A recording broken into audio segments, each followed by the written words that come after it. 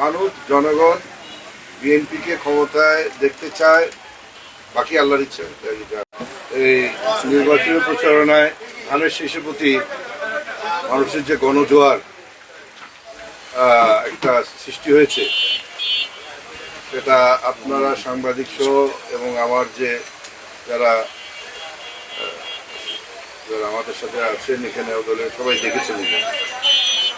তো মানুষের সাংঘাতিক স্বতঃস্ফূর্তিটা আছে আপনার আগামী জাতীয় নির্বাচনে ইয়ে করার, কারণ গত 17 বছর পরে প্রথমবারের মতো মানুষজন নির্বিঘ্নে ভোট দেওয়ার একটা প্রেক্ষাপট সৃষ্টি হয়েছে। এবং আমি যেখানেই মিটিংয়ে গেছি সবাই খুব উৎফুল্ল 12 তারিখে নির্বাচনে ভোট দেওয়ার জন্য।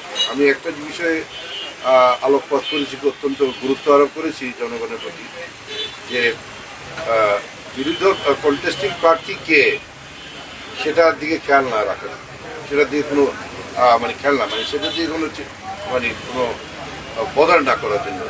কারণ এত বছর পরে আপনার গণতান্ত্রিক ভোটের অধিকারটা ফেরত পেয়েছে, সেটা আপনি প্রয়োগ করবেন।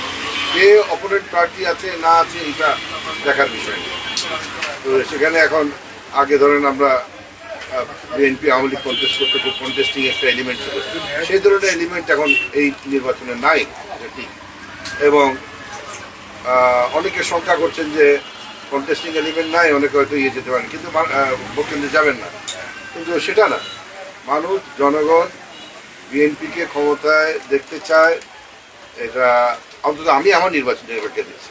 হ্যাঁ, অন্য অন্য জায়গায় আমি সে ইয়ে পাচ্ছি। তো এবং এটা কোয়াইট অবধারিত। তো আমি আশা করছি অ্যারাউন্ড 60% উপরে তো ইয়ে হবেই। আমি 70% হলে খুশি হতাম, তবে মনে হয় 60%-এর মতো আশা করছি, বাকি আল্লাহর ইচ্ছা যা হয় আর কি। 1 2 নম্বর হলো জনগণকে প্রতিশ্রুতির বিষয় হলো সবচেয়ে বেশি যে জিনিসটা প্রয়োজন আমাদের গ্রামীণ অবকাঠামোতে। আমি যখন লাস্ট টাইম এমপি ছিলাম 20 বছর আগে, আরও বেশি, তো আপনার মাইলকে মাইল কিলোমিটার রাস্তা, গ্রামীণ অবকাঠামোর রাস্তা করেছিলাম। সেই রাস্তাগুলির কোনো সংস্কার বা কোনো মেরামত বা কোনো মেনটেন্যান্স কোনো কিছুই হয়নি। আজকে সেগুলো খানাখন্দ হয়ে এগুলো একটা মানুষের বিস্ফোরা হয়ে দাঁড়িয়েছে।